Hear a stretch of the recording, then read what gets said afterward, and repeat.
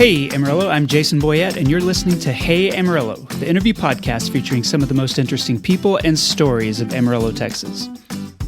This episode of Hey Amarillo is supported by the Shops at Wolfland Square, which is celebrating 60 years and 4 generations of local ownership and management. Wolfland Square itself is a shopping center where most of the tenants are local. In fact, you've heard several of those entrepreneurs interviewed on this podcast. These shops attract thousands of shoppers every day. The management works really hard to make sure every tenant succeeds, with a regular schedule of community events throughout the year, including the Christmas Open House, which is this Thursday, November 14th from 4 to 8 p.m. You can learn more by visiting wolflandsquare.com or visit any of the shops at Wolfland Square. Today's guest is Abby Moldenhauer. Abby is the owner-operator of Flying Fitness, an aerial art studio here in Amarillo. And if the phrase aerial arts doesn't ring a bell for you, think of Cirque du Soleil performers who wrap themselves in silk fabrics and do tricks and routines up in the air. Now imagine learning to do that yourself. That's what Abby teaches, and she's an expert in it because she literally used to perform in the circus. She went to school for it. She rode on elephants, she traveled from town to town on an actual circus train, and she grew up in Canyon, Texas. So how does somebody from Canyon end up in that kind of career? And why did she come back to this area to open a gym? That's her story. It's a fascinating and dramatic one, and I'm honored to have it here on the podcast. So here's Abby Moldenhauer. Abby Moldenhauer, welcome to the Hey Amarillo podcast. Thanks for being here. Thanks for having me. Yeah, absolutely. I'm honored to have you. I know a little bit about your story, and that's obviously what we want to talk about, but I want to start with you the same way I start with all my guests, and that's just to ask how you ended up in this area to start with. Like what's the original story that brought you here? Yeah, definitely. So I'm actually originally from Canyon. Okay. And go Eagles, right? Yeah. 13 years, preschool on up. And all my family's here in the area. After that, after graduating, I graduated in 2000. Okay. And went to Amarillo College, messed around with that for about a year, and then bounced out of this area. Yeah. Did you know what you wanted to do when you graduated? Like, did you have a plan? Yes, I had a plan. What was it? And are you still doing the same plan? Yes, right? I am. Okay. I am. Yeah. I had a plan to leave and to come home when I was around 32, 33 years old and finally get a degree and start a gym, a fitness gym. So that was something that was on your mind. That was always from the on beginning. my mind from the beginning, yeah. Okay. And I wanted to come back to the area to be able to be with my parents as they get older and, go off and have fun first. And I did that. Mm-hmm. I went to Philmont Scout Ranch, and I worked there for a couple of years. Did all kinds of stuff there. I was a bear researcher.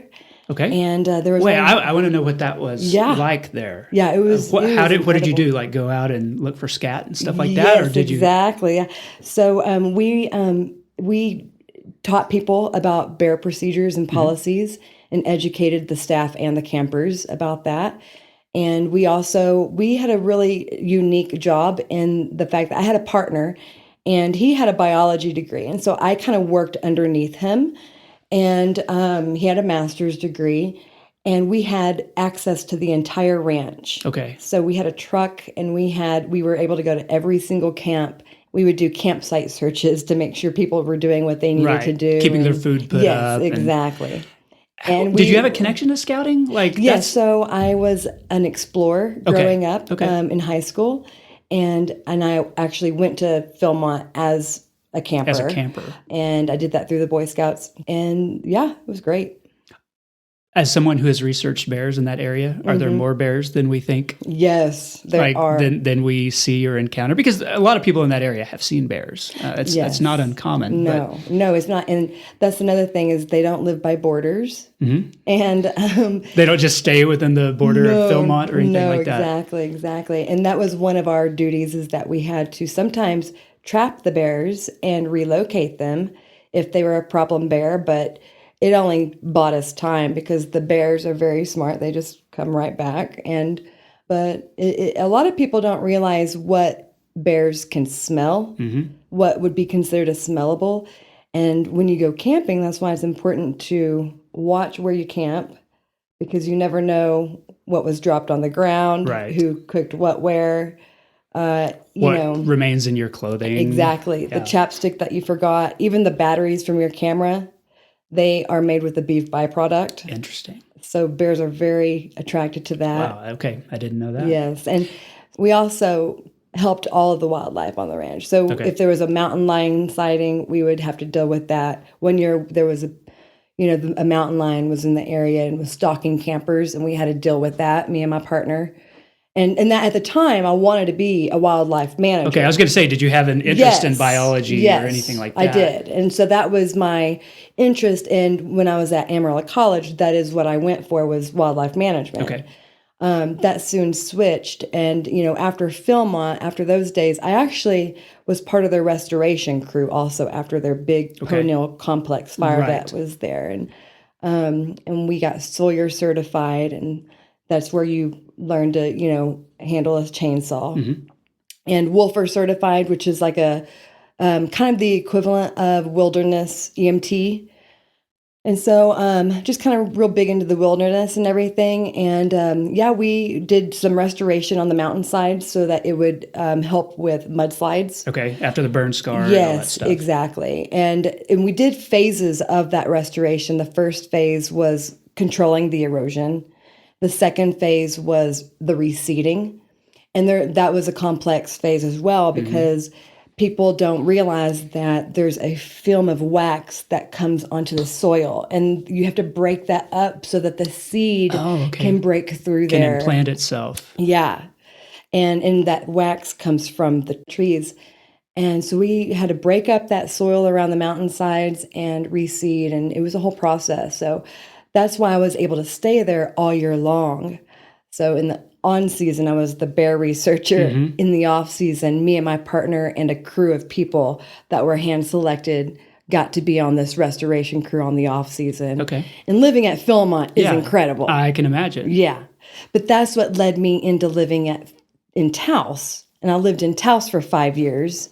And that's where I was introduced to the aerial arts. Okay. And so I was a big rock climber. So I was already kind of, I guess, physically fit, going into the aerial arts. And me and my friends traveled an hour to learn the aerial arts in Santa Fe. And our boyfriends had a band. And so we all just kind of joined together, and we would perform with the band. It was fun. Like doing the aerial arts while the band was... we would do aerial arts while they were doing the band, and we threw festivals in Taos and everything. It was a grand time. And we would travel all over and play. And we even, we started doing professional things with like String Cheese Incident. Yeah. I got to play at the Red Rocks Amphitheater. That's one place people would know offhand. Right. Is Red Rocks. And it was an amazing experience. Were you an athletic kid? Like... Yes. Discovering that you were good at aerial arts, in your 20s, did that feel like the right kind of progression? Or had you any... I wanted that. I always wanted to dance or do gymnastics, but, we just never really were a family that really did that. I was a band kid. Okay. We could do one thing, and I appreciate that now as an adult, why my parents didn't run me around like some people do. But and so I think that's why I went full force into it. And I was an athletic child and kid. I was very active. So most of the aerial arts, was it, you consider it self-taught, or was there a certain program or style or something that you were kind of digging into? Yeah, totally. So, when I was in Taos, I trained there for a couple of years. And after that, I knew I wanted to go more professional with it. Okay. We were doing the festival circuits, and we were performing with String Cheese all over the place. And it was amazing. And got to meet lots of cool people and experience things. But then I knew I wanted to go further with that. And that's when I seeked out a different, aerial program, like a legit, professional program. Okay. And I found one in Vermont, and it was at the New England Center for the Circus Arts. And that was with, I trained with the Gemini twins. They were with the Cirque du Soleil. Okay. And so they were the original trapeze act with Saltimbanco, which is a Cirque du Soleil show. Okay. And so they built this school in Brattleboro, Vermont. And were there other schools like it? there really weren't. There was like a couple, one in LA, one in Vermont, and then I think maybe one in Florida. Okay. And the Gemini twins, they would do some workshops in Colorado, and that's kind of close to us. And so I went to the aerial festival and kind of got to know them. And that's when I decided to go train with them in Vermont. And so I went there and did their program for 2 years. Did you have like wanting to take a more legit path into that specialty, a very specialized skill? Like, did you have a goal? Did you want to end up performing in something like Cirque du Soleil or the circus? Was that sort of the obvious endpoint, or did you have something else in mind? Yes, that was definitely the goal. Okay. In Taos, I had sat myself down and I was like, okay, where do I need to go from here? And that's when I made the next plan forward. Okay. And so I seeked that out, and you had to audition to get into this school. Sure. And so I did get in, and I went for a year. And then after that, I got contracted with Ringling Brothers right away. Okay. They're probably looking for graduates of programs like that. They were. Right? And that's actually how it happened. They actually called the school, and the school referred me. They asked me to do that. And so that I went off to Ringling Brothers, and it was great. And what's interesting about Ringling is they've got 3 different units. I was on the red unit. That's a 3-ring circus, and we live on the train. Okay. We travel. It's an actual circus train going from town to town. Yes.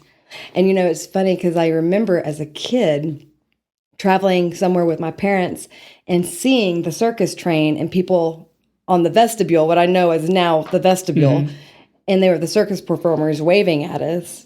And then later down in life, I was that person waving down in the cities at people. It was great.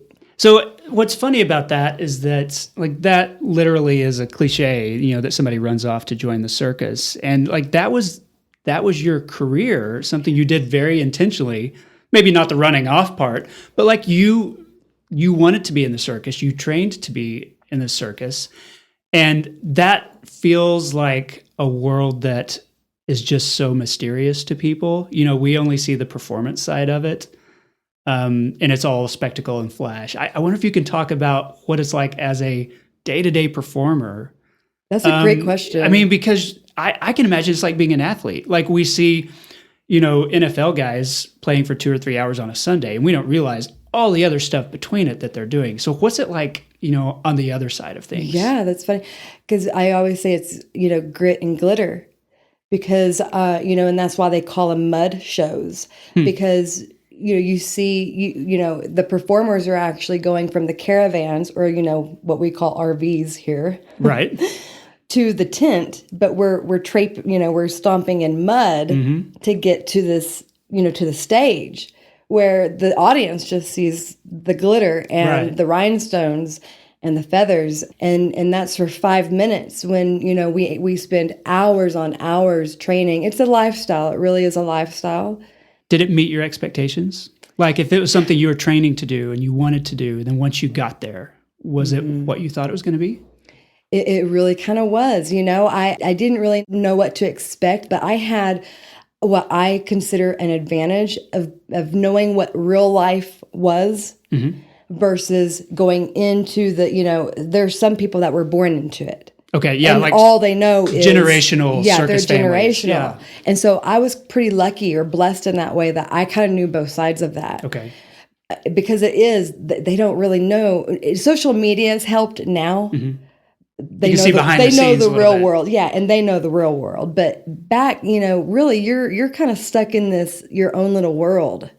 And it is this, you forget that, no, not everybody is this high athletic, beautiful, amazing, talented person. Right. And so you kind of get drowned into that. Okay. And you're surrounded by people who just can do almost anything, yes. right? And that is why when you leave that, there's a transition that happens. Okay. There's a kind of a grieving, and there's like you don't know how to kind of handle the world for really what it is. Normal people with regular talents. And regular working. Yeah, 9 to 5 sort of thing. Tell me what you did. What kinds of performing did you do with the circus? So I was primarily an aerialist. When I went to school, my major was trapeze. But, when I went to get jobs and everything, they just wanted aerial silk all the time. I don't know if that was because it was trending at the time or it was popular, but really I think it was because of the rigging. Because with an aerial silk, you have one rig, one point. Okay. It's very easy to rig versus a trapeze where you have to have two rigging points and have to get them balanced and even. And so for me, I kind of learned that pretty quickly because one of my best friends was a trapeze artist that did trapeze as her primary thing. And it was very difficult for her to have to rig all the time like that. And so I learned that fabric was easy. They wanted it. And so it became really the primary thing that I would perform. And that's the fabric that hangs down. Right. Yeah. So for people that don't know, when you say aerial silks and they can't picture what that is, explain what it is. Yes. So that's the fabric that hangs from the ceiling, and you learn to climb it, and you learn intricate wraps, and you learn how to drop and do flips and poses. Okay. And it's usually, 20 feet plus in the sky. The people who do it make it look really, really easy. Yes. I imagine that is not the case. No. And so tell me like what is happening. What kinds of muscles do you have to develop? Like what kinds of skills do you have to have in order to make that look so seamless and easy? Definitely. I always tell my students, we train to smile while we're like, this hurts. This is crazy, But really and truly, you train your core muscles to a point where it's all calisthenics, really, where you can hang in the sky for 10 minutes and not be phased doing, flipping around and lifting your legs over your head. Or so getting dizzy or dealing with blood rushing to your head, any of those things. Yeah. And there's a whole training that goes into being able to deal with that. I know that because of your work with aerial silks, you also did a few other things circus related, some involving elephants. Is that accurate? Yes. Tell me a little bit about that. Yeah. When I was it wasn't just Ringling, but I use them as an example because people know them. I rode the circus elephants during their act. And that's also one of the places where I kind of woke up to the animal kind of welfare in the world. Which has always been sort of maybe a growing concern about the circus. Yes. Some people have those questions. Yeah, and the elephants are amazing. They are super smart. They are very loving, and they want to be loved. They want to have a relationship. They're like relationship animals. It's interesting. Kind of like dogs, like dogs, but 4,000 pounds. Yes, exactly. And it was really fun learning how to be hoisted up onto them, because that's what it is. They bend over and you step on their arm and they lift you up onto their back. So it's really fun. And they always have the aerialists. The aerialists are usually the ones riding the elephants. Because you're okay standing 15 feet in the air. Exactly. And doing that kind of thing. So if you see someone riding an elephant, they're probably an aerialist. But, Ringling took really good care of their elephants. And I've been with other circuses where I've seen the opposite. And it's just like any other industry where you have the good and you have the bad. The elephants are something else. I have a funny story about learning a very good lesson about the elephants. I was in backstage and I was kind of new at the time. And I was walking backstage behind a curtain and kind of came to the end. I got knocked but on my shoulder, didn't know what hit me. It flew. I feel like I flew 20 feet, but I probably flew probably nothing at all. I don't know. But I leapt a couple of feet, and the elephant pack came. It was the elephant pack came. It didn't even faze them. Just on the other side of a curtain? They were on the other side. They were just walking through, and after their rehearsal, and just the swipe of their leg walking hit me. But it taught me a lesson. You better look on what's on the other side of that curtain. What was a day like, when you're performing like that? Maybe you're doing, a show from 7 to 9 or 7 to 10. Like, what are you doing the rest of the time? Yeah. It's a really big self kind of industry, if you will. Like you have to train a lot. You have to really take care of yourself a lot. You have to make sure that you're resting well. Training, so you're training all the time. If you're not training, you're learning something new. So, and I'll use, Ringling as an example, we were usually in a city for a week, which was really nice because we were able to have more downtime. Okay. But we were stopped on the train tracks, and having a taxi come get you was very difficult. Okay. You're not towing a bunch of cars behind you, right? Yeah, So no. And you're like, GPS coordinate, good luck finding me. And we would have grocery runs every week. So they would take us, to a grocery store every week. And being an aerialist, I had a stateroom in the train. So I didn't have to share my space, and I had a bigger space. And so I could fit a yoga mat in there. I had a top bunk and a table underneath that could be a bed if you wanted. So I had a good space, really. And it was interesting because we had rehearsals all the time and meetings a lot. Like I said, it's a lifestyle. So it's not a lot of go off and do for yourself type of thing. You're very much saturated in the culture. Okay. And it's a lot of foreign people. Like when I was at Ringling Brothers, I was number 2 American. Okay. So the rest of the people were all foreigners. Right. So a lot of other languages being spoken, a lot of diversity there. Yeah, lots of diversity. So I know you toured for a while, but I know that wasn't the extent of what you did as a performer, an aerialist. And so tell me how that side of your career sort of evolved over the years. Yeah, definitely. So I've done all kinds of performing. I had an agent and everything, and I did a lot of corporate gigs and events, which is what we do here in Amarillo. We do it still with my team. I don't do it, but my team does it. But at the time, let's say I kind of left the circus scene a little bit, and my agent, I got a job at, let's say, I'll give an example. I was supposed to go to India on my last run before I came back here, but before that I went to Atlantic City, and I worked at a resort, like a casino. It was Resorts Casino is what it was called.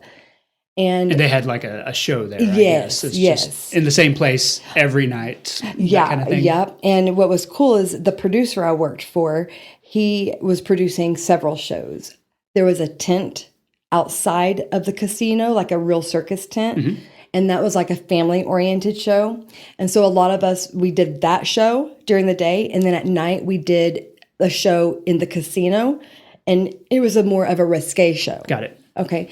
And so we did that. That's also where, so after that is when I was supposed to go to India, but that's when I was carjacked. Right. So I want to get to that story. Before we do that, tell me a little bit about the difference between being in a traveling group of performers like the circus on the train and then being in a stationary one. Yeah. And sort of how the lifestyle differs, or maybe just how you can approach training and relaxing and things like that. Exactly. It's funny you bring this up because there are some circuses I worked on where we had 1-day stands, and that's what we call them. Is Ringling was usually a 7-day stand. Other circuses were 1 to 2 days, and those were brutal, very brutal. It means you're packing up the tent every night after the show, traveling through the night, getting a few hours of sleep, putting up the tent, and then trying to perform your best, right? And then trying to live life like that. And I think that's probably why I took a break from that kind of circus scene for a while and went and was kind of looking for something different. And it was great because it was after Ringling when I went to Atlantic City. They put us up in a condo, and that was really luxury. It was great. It was right by the ocean. Okay. And there was a lot of downtime. We could, go walking around the beach or do whatever we wanted. And they soon moved us into the casino, and we were living in the casino. And that even got more luxury, in my opinion, because we got the staff buffet. Okay. And it was great. Okay, really good food. I was going to say, is that as good as it may sound to some people that you just live permanently in a resort? Yeah, it was great. Okay. Because you get full access to the spa. Okay. And no one ever used the spa except for me. And so I would have this whole entire spa by myself. And that's how I would spend my day, and then, go perform. And so, like I said, it was a lot about taking care of yourself, making sure you're well rested. That's how I lived. Now, I did work with a lot of people, for instance, the Russians. I don't know how they do it, but they're super high class A, class 1 performers, acrobats, but they could get drunk and drink and, and then do it all again the next day. That sounds like a big risk if you're living in a casino, that it makes that really easy. Yes. And on the train car, on the train rides, because we'd be on the train sometimes for 3 days at a time, not off the train. Like we would be on the train for 3 days, getting to the next place, which was great. But okay, so you mentioned the carjacking, and I know that's a significant part of your story. So could you tell me what happened as much as you're comfortable, and like what the impact of that was? Sure, yeah. So, you're always looking for the next job. So it's kind of like a hustle industry. So it's not going to last forever. You're not going to be doing this show for 20 years. No. And so, and you want the next job after, because they're all like contract jobs. Maybe they're 6 months, maybe they're a year. Ringling was a 2-year contract. Some of them are 6 weeks. You just never know what length of contract you're going to get. So the next I was already contracted into the next job after Atlantic City. I was supposed to go to India. After India is when I planned on coming back here and opening up Flying Fitness. All right, so that India was going to be your last stop, I guess. Yeah, that was going to be my last hoorah. And I was going to still perform, but not as much. I was going to, be based here, be more local here, and, kind of settle down a little bit. Okay. But that didn't happen. Well, it kind of happened, but I was forced into it because when I was in Atlantic City, I got carjacked. I was actually in the process of moving to New York City because I had like 2 months before I went to India. Okay. And so I had a place in New York City already, and I was moving my things back and forth. And so I had a rental car, and I got carjacked.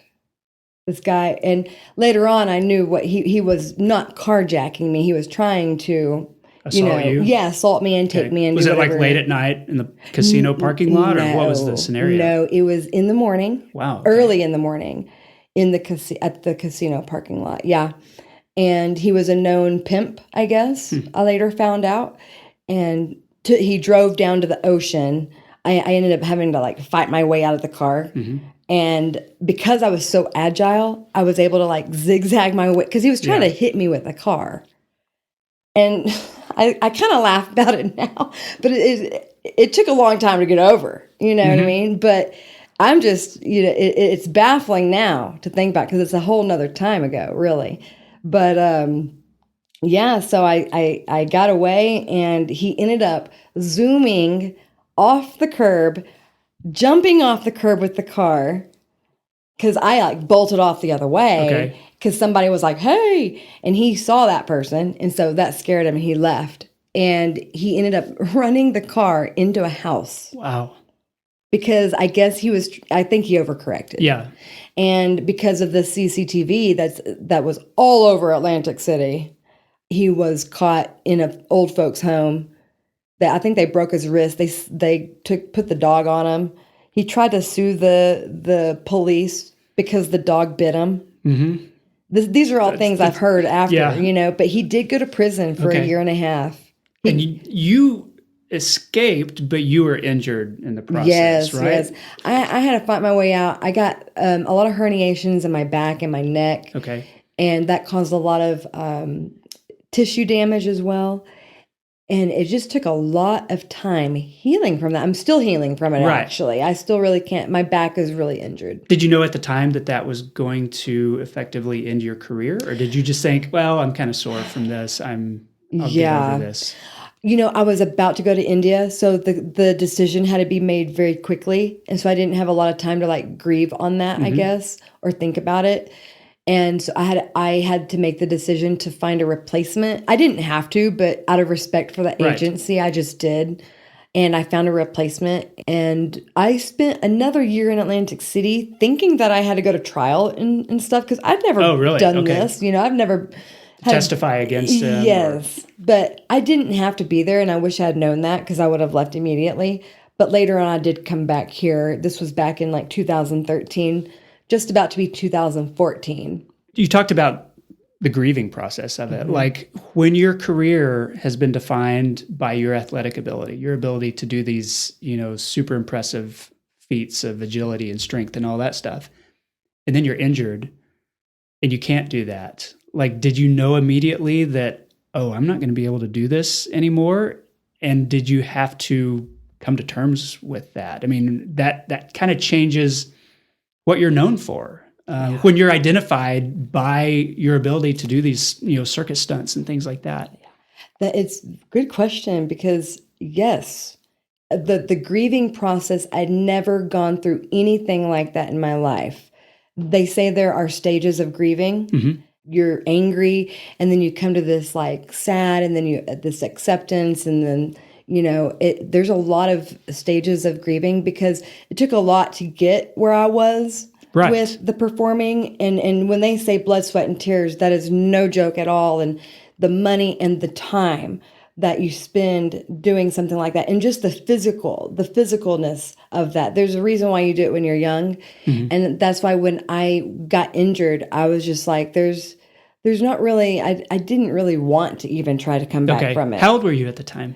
When that happened, I was early 30s. Okay. And so I was right past my prime. You didn't necessarily think, oh, I can rehab my way I back didn't. into I the didn't. silks. I knew I could, but I didn't want to. Okay. Because I knew what it was going to take. And you knew you had a plan for what was next anyway. I did. Just kind of compressed that timeline. Right. That's it. And so I felt like it was time to go on and do the other things that was on my list. Okay. So I want to talk about that. So you had planned to come back here.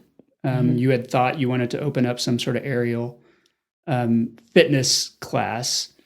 You come back to Amarillo. Was there anything happening like that at the time? Like, was that a brand new idea that came here? It was. And, I tried for the longest time to put my aerial stuff in a different gym, and maybe I just wasn't looking at the right places, but it was very difficult. No one wanted to touch that because of the liability. Right. They assume that it's going to be really dangerous. Yeah, totally. I mean, nobody else is hanging high above the ground at the gym, right? Right. Exactly. And so that's what pushed me into having to do it on my own. Okay. I wanted to teach. I didn't necessarily want to own it. Right. I just, but really and truly, I did always plan on having my own gym. I just didn't know really what that looked like. And, but starting out, I wish I could have done it at someone else's place and built up from there. Right. Because otherwise you just had to jump both feet into it, right? That's it. And so I had to learn a lot going into it at first. But yeah, this is our 10th year. Okay.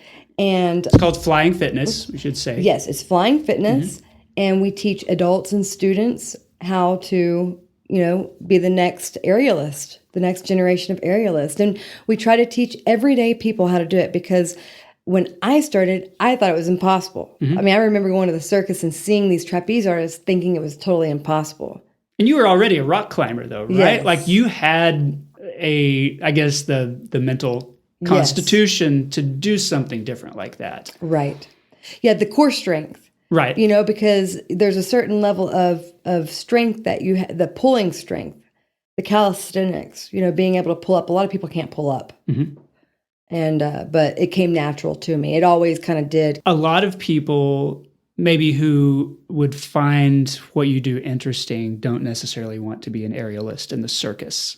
I would imagine that a lot of the members of your gym, right? And I had to remember they're that. like they're bankers or they're lawyers or something like that. So tell me, like, what are they getting out of it? Yeah, and why are they doing that instead of running on the treadmill at the Gold's Gym or someplace like that? Well, it's so funny you asked that because I remember when I was in circus school, we would come to our classes and we were like trying to be professional. Mm-hmm. We were there to be pros, and we were in the professional program.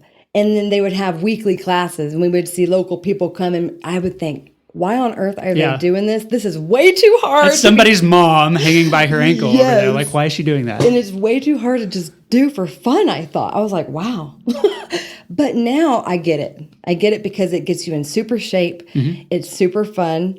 You hardly realize that you're working out because you're constantly learning. And it's really big on helping the brain strengthen, and it fights against all those brain diseases that you hear about because it uses cross patterns. Yeah, so it's not something like you start running on a treadmill, you don't really have to think about where your foot placement is every time you take a step.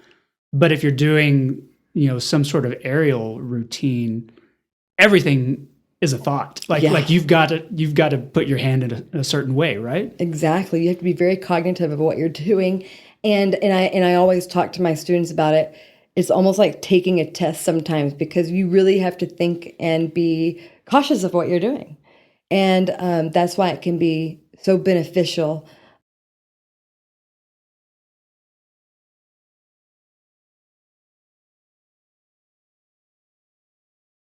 Gaining people's self-discipline. It really helps people to gain self-discipline, self-awareness.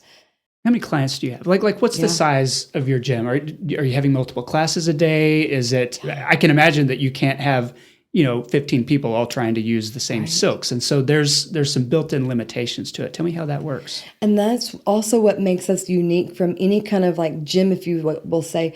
We're kind of classified as a boutique fitness. Okay. And that's because we have limited spots. And we have limited spots not because of the spacing necessarily, but because of safety. And our number one thing at the studio is safety. It's not about, like I always say, it's not about the Instagram picture or anything like that. It's about safety first. And because I'm a professional, I come from the professional side of it, not just from like being fun. So I'm more of a technique coach, if you will. And so that's kind of where we come from. Is the coaching hard for you at this point because you can't necessarily climb up and show them something? Like, how does that work? Yeah. So 10 years ago, when I first was thinking about how am I going to do this if I can't even hardly stand very much right now, I had to learn how to teach with my words. Okay. And so I got really good with teaching with my words. And, as a high athlete, all of my coaches, none of them showed us how to do something because they're retired athletes. They're not going to show you a flip, how to do something. So they have to be really good at explaining things and teaching with words and being very clear on words. It forced me to learn to do that. And so, I just use my words. Okay. I want you to give to think of my listeners. I want you to give the sales pitch for someone who is a gym goer. Maybe they've done, the aerobics classes, or they've done CrossFit, or they've done, they like to run on a treadmill or whatever. Yeah. Like, what is the thing that they're not thinking about that you would say, this is why you should try aerials? I would say, are you tired of the boring treadmill walk or run? Are you tired of going to the gym and pumping the same iron every single day? Come try something new, and you're going to learn something new all the time and be challenged, and you're going to be stimulated. Your mind and your body is going to be stimulated. And there's like no end to it. Okay. And it's super fun. Because you're not going to master it. No. You can always get better at it. You can always get better, and you can always find new things to learn. Are you surprised to find yourself in like an entrepreneurial position, owning a business, maybe not surprised to be back in this area because that was part of your plan, but like, is the place where you have gotten and where your gym is still part of that plan, or are you a little bit surprised? Yeah. So growing up, I knew that I wanted to be an entrepreneur. In high school, we had the business program, and I was part of that. I got to leave school early, and they taught us about business and things like that. I always knew I wanted to own my own business. I watched my dad do that and everything, and I always had plans to have a gym. I just didn't know that it was going to be an aerial gym. That kind of morphed over time. And that's why I can say that I've kind of done most of the things on my list. Now, I didn't get a degree in college. That was one of my degrees, but I'll have to say I'm kind of okay with that. Yeah, well, you got a circuits degree, right? That's it. And the way they're doing college nowadays, I'm glad I avoided that. But, I have other expectations and other things on my list that I'm actually currently working on now. And we'll see what the future unfolds. Tell me why you came back here. Yeah. I imagine you could have, you've been to a lot of places. Yes. You could have done what you're doing now in bigger cities or places where it's maybe less outside the mainstream. So why come back here? I ask myself that so many times a week, but the real reason is because my family's here. I want to be here for my folks when they get older, and I want to be here with my grandmother while she's still here. And I want to give this area something that we didn't have when I grew up. If people like me don't have things like this, we'll never have them. Right. And I'm willing to take that pay cut because, if I were in some other area, I could probably, have more clients or more students and things like this. But you might not be the only one there. That's right. And that's right. And we're very unique here. And I'm okay with being what we are here. And I love this area. I really do. This episode of Hey Amarillo is supported by Lazy Boy Home Furnishings in Amarillo. You know Lazy Boy is a national brand, but its Amarillo store is independently owned and operated by the Hawkins family who live right here in town. And here's the thing, they offer a lot more than just recliners. Amarillo's locally owned Lazy Boy Home Furnishings has a ton of products in stock. They're all ready to take home or deliver today. So go visit the Lazy Boy of Amarillo showroom at 3636 Soncy. That's Lazy Boy of Amarillo at 3636 Soncy. And I also want to remind you about the Brickley Awards from Brick and Elm magazine. This awards program is brand new for Amarillo and Canyon, and we want to acknowledge community excellence and personal accomplishments in categories that truly matter to local residents and to members of this community. The awards will be categories like Volunteer of the Year, Innovator of the Year, Entrepreneur of the Year, Nonprofit of the Year. This isn't a social media vote. It's not a popularity contest. It's our effort with Brick and Elm to recognize local organizations and individuals that deserve attention. It's all going to be based on your nominations. And after that, our committee of local leaders will evaluate the nominees and choose the winners. We'll announce these winners in our January-February issue of Brick and Elm, and then we'll celebrate them at an awards ceremony in February. I'm really excited about this program. I hope it will be very meaningful year after year, and so I want you to nominate somebody. If there's someone you think deserves to be recognized, go to brickandelm.com, look for the Brickley Awards link at the top of the page, and nominate someone no later than this Friday, November 15th. That's the deadline. brickandelm.com. Okay, I'm back with Abby Moldenhauer. Abby, this is the part of the show I call 8 Straight. 8 Straight is sponsored every week by Panhandle Plains Historical Museum in Canyon. I'm sure you're aware of it, having grown up there. It's the largest history museum in Texas, and among the unexpected elements of its collection is a seashell collection that has more than 7,000 seashells from around the world, including sand dollars, horseshoe crabs, seahorses, corals, and a lot more. So they're not always on display, but they're part of the collection at Panhandle Plains. I'm always surprised with the things that they have there, I love that place. whether you can see it or not. So you can learn more at panhandleplains.org. Okay, when you think of the Amarillo or Canyon area 10 years from now, what do you hope for? A few things, but the biggest thing that comes to my mind always, honestly, is a solution for our animal welfare crisis. That's always been kind of on my forefront because, growing up in Canyon, we never used to see stray animals. If we did, the dog catcher knew exactly who it belonged to and they would just take it home. Right. But now, you see stray dogs everywhere. And the crisis that we have is exploding. And so how can we, educate people into being, more responsible owners? I would love to somehow get this campaign going where we help people build fences. Okay. Like yards, like fences, because a lot of times that's just what they need. They just need some sort of a resource to keep them, happy and contained properly.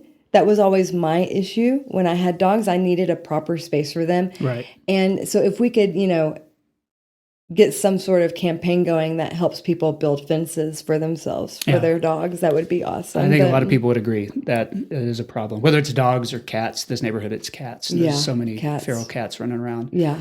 But yeah, I think it is a problem. It's probably a problem now that a lot of cities have. But it seems like it keeps getting worse in Amarillo. And so. Yes, it does. It does. And I think hopefully, if we can get inflation controlled, maybe that will help a little bit. But I think it really comes down to the local side of education and enforcing laws, enforcing things. But I'd like to see this area get a little more healthy. Yeah.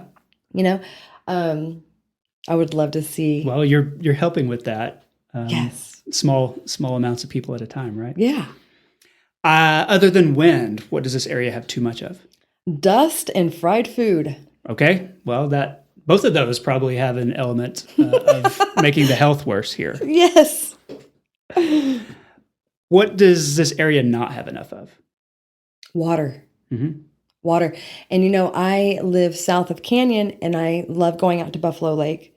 When it flooded was a year ago or so, that lake filled completely up. Yeah. It was beautiful. It looked like the photos from the 50s. It did, didn't it? It was magical. But they drained it. But then if you follow the river, the stream, it's still in some people's private area and stuff. So you just wonder, where is the water going? Why? Right. Hopefully it's draining into the aquifer and helping replenish it, but I don't know that it replenishes as easily now as it used to. Right, exactly. And, we're about to have to dig another well out at our house because all the overdevelopment that's occurring around us in Canyon. Are you having to go deeper? We're going to have to dig a whole new well. So my sister is about to have to. One of my students that lives down the street from us, she's about to have to dig another well. The water in the area is a problem. Okay, what's your favorite local neighborhood? Yeah, I would say anything with acreage. Okay. So less neighborhood, more a scattering of houses in a large space, right? Yeah. By the canyon, it's amazing out there in Sunday Canyon. Yeah. Yeah. Yeah, those are some of the best home sites in the area. They really are. Okay, what's your favorite local restaurant? Probably Feldman's or the Potato Factory. Okay. Can't go wrong with that one. As a vegetarian. I'm a vegetarian. Well, okay. And see, there's not very many places I can eat. But he needs to have sweet potatoes, you see, and vegetarian chili. Yeah. I understand that. The Potato Factory is an underrated place to eat because you get a lot of food. Yes. And it is not as expensive as other places where you're getting this giant, 4-pound potato covered with and you can literally you can get a half a potato. Right. And that helps a lot with a salad. Yeah, sure. You got to add the salad with it. What's the most underrated aspect of living in the Panhandle? Yeah. People saying there's nothing to do. Mm-hmm. And I used to be one of those people. Okay. But I think, because I was thinking about this, and I think the problem is, and maybe they have this, maybe we have this, and I just don't know. But if I don't know, other people don't know. But like a local weekly paper that tells you what's going on during the week.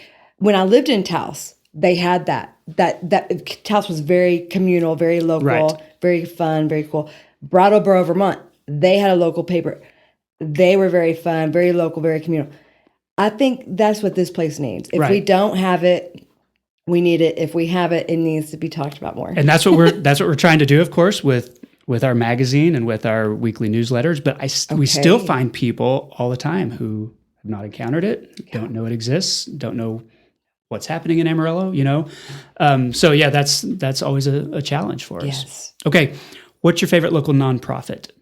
I would have to say, just offhand, Gracie's Project. Okay. They're like super boots on the ground working for the animals. And and that really goes for all the rescuers in town, because I know a lot of them, and they might not have like a nonprofit behind them or whatever. But Gracie's Project, I would say, is the nonprofit. Okay, great. That's a great organization. Last question. When was the last time you visited Cadillac Ranch? Okay. This is funny. Really was this summer. Okay. Me and a friend went out there, and it was extremely windy. I cannot even tell you how windy it was.